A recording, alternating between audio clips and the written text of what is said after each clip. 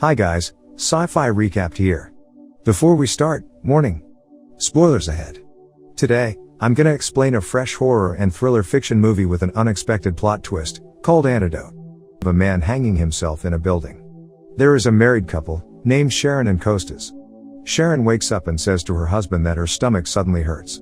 They immediately go to the hospital with their child. There, the doctor says that she has acute appendicitis and her appendix has ruptured. The doctor also schedules an emergency operation to be performed on that day. When the operation is about to start, she is seen in a different place with her hands tied to the bed. After that, a doctor named Aaron Hellenbach comes to the room and straight away opens the handcuffs. Then she inquires about her whereabouts now, and the doctor informs her that she has complications with her surgery, causing her to experience anxiety. He says that he will give some medicines to treat her illness and then leaves her alone. She sees that her surgical scar on her stomach has suddenly healed. The doctor comes back to her room and Sharon asks him why the surgical scar on her stomach is healed so quickly. He says that they have an unusual treatment method in this place.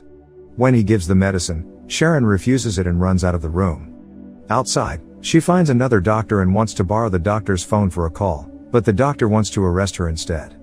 In the end, she decides to enter another room that has another patient in it. As she asks for the exit, the patient states that she must be new to this place. Finally, the doctor is able to catch her and gives her a sedative. Back in Sharon's room, she tells Aaron that her family will look for her, but then he replies that no one will look for her. Then the doctor locks her in the room and then she sees a patient whose eyes were gouged out. Later, she hears a knock from someone in the next room.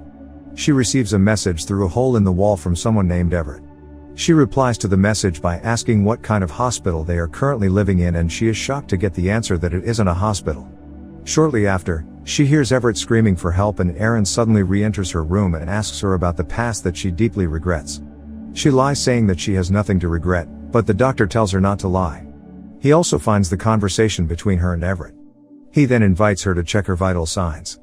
In the hallway, he informs her that she is allowed to socialize with other patients, except hanging around the place. In another room, she meets Cassandra, then a former criminal, Lester, a sociopath Rezone, and finally a lawyer, Everett, the man next to her room. Sharon asks Everett what happened last night and then he tells her that the doctors cut his tongue, but after a while, it grew back to normal. Cassandra also adds that this place is a trial ground, where she was just burned alive. A few moments later, the alarm sounded and they immediately return to their respective rooms. The scene then moves to Sharon's past as she stares at a grave. Later, she sees a patient being taken by the doctors forcibly and Everett swiftly comes into her room. He tells her that they are some kind of guinea pigs for a program, and Aaron tells him that they can get out of the place at most 3 months from now. The patient who had been brought by the doctor has returned and out of curiosity, she chooses to enter his room. She asks what has been done to him and he tells her that the doctors have castrated him. Aaron goes to his room and injects the recovery serum on him and tells Sharon that the castration he went through was the result of his own behavior earlier. Soon, Sharon desperately persuades Everett to run away from the place, but he refuses and tells her to carry out her treatment at all times. Finally, she decides to go alone and in the hallway, she finds someone who is banging his head against the wall continuously in a room. Unfortunately, Aaron finds her and takes her back to his room. He shows a picture of the man who hanged himself at the beginning of the film. He asks her to explain about that person. It turns out that the man is Nico and he was a piano tuner. According to her statement, they used to be a couple and he died by hanging himself. 10 pounds of drugs were also found on his piano. Aaron says that he tries to help her, but he thinks that she's still not ready with everything. Sharon then sneaks out again, and she sees Nico who suddenly comes out of a room. She follows him and finds his piano and the rope used to hang himself in a room. She is taken by another doctor and ends up being tortured with her legs cut off. Unexpectedly, later Aaron stitches her leg back after that incident and her leg is immediately able to move again. It's all caused by a serum, called BMS. He also says that the way things work in this place is like that if she keeps trying to escape. Back to Sharon's past when she met her husband who turned out to be a detective who was investigating her ex's suicide. Then she's approached by Rezone who wants to talk to her, but she decides to leave him alone and goes to Everett's room. She tells him that she met her ex-boyfriend who had died 10 years ago.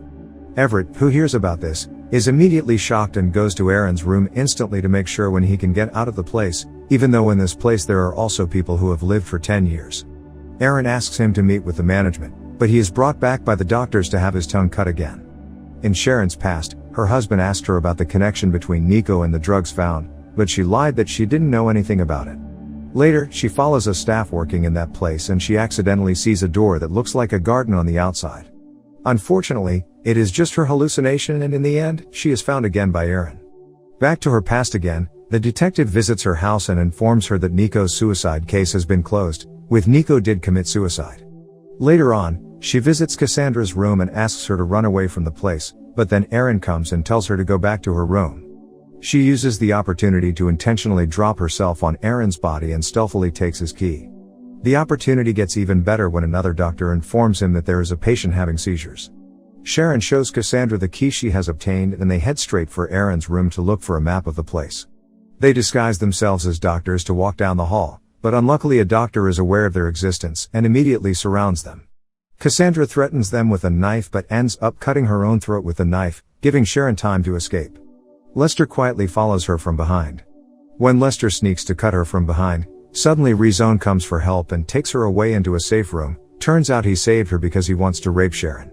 Fortunately, she is able to stab him with a knife. She manages to get out and sees her past house with her ex, but then again she only hallucinates and is again tortured by the doctors, hanging herself until her neck is injured. They treat her back until she is recovered. Erin asks her again about her past, then she says that she was a drug addict, but strangely Erin still doesn't believe her for the umpteenth time. She goes to Everett's room, knowing that he died in a terrible accident. Then she sees Erin comes out from Cassandra's room and she decides to go in. Knowing from Cassandra's story of how she died, Sharon concludes that they are already dead and she thinks that the place is hell. From her past, it is known that in fact she accidentally killed Nico by slashing his neck after they were high on drugs. Later, her husband confirmed it was by accident and told her to forget it. On the other hand, she intentionally made Nico's body look like he commit suicide. Soon, she goes to Erin's room, showing a book titled Dante's Inferno. The book tells the story of a man named Dante who goes to hell to see sinners being tortured and then healed only to be tormented again. But suddenly, she is brought back by someone who wants to torture her again, and it turns out that person is Nico. Back then, Sharon regrets everything she has done and wants to pay for it by being left to die forever hanging in that room. Nico, who can't bear it, finally decides to release her and leads her to the way out. Erin appears to block them all of a sudden, but he gets hit by Nico. They arrive at a place between hell and life. As she walks to the end, her pulse at the hospital suddenly throbs. The real doctors are eagerly trying to save her. After that, they see the bridge connecting the two worlds formed by itself. Nico told Sharon to cross the bridge first. However, the bridge suddenly collapsed. Luckily she had time to cross into the light. Nico, who is left behind, is brought back inside by the doctors. In the end, Sharon regains consciousness in the hospital and the doctor informs her that she had just been dead for 15 seconds during the operation. Her family is happy to see her alive again. At home, she checks the obituaries on the internet about all the people she has met in hell, and it turns out that everything she has experienced is real. She also gives flowers and places candles on Nico's grave in accordance with her promise to him who had helped freeing herself from the hell. Subscribe to watch more videos like this, turn on notifications, and leave a like to help the channel out. Thank you for watching.